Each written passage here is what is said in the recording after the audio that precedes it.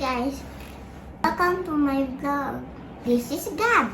I'm 5 years old. For today's video, I'm gonna show you the daily routine of kindergarten. But before that, let me tell you a story. This morning, I have a hyperacidity. It's because of the juice that I drank last night.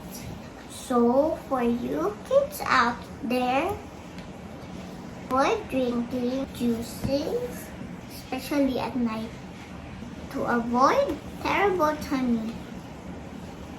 Today, we are going to have rehearsal for our Buwanang Wika program. I am excited to participate in the program. Today we're gonna have our program in the afternoon. But this morning we're gonna have practice. I'm excited because I love school. And I'm gonna see my friends on a Saturday. Later, I'm gonna show you the glimpse of our program. So there. See you later, alligator. Stay tuned.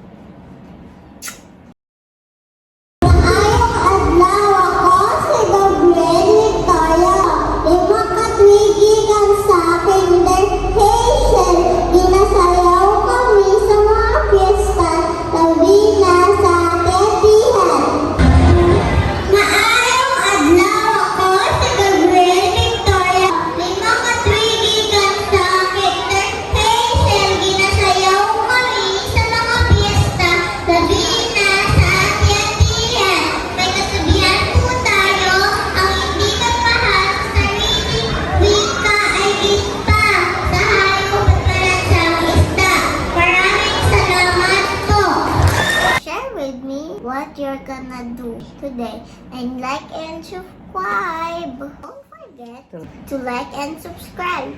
Bye.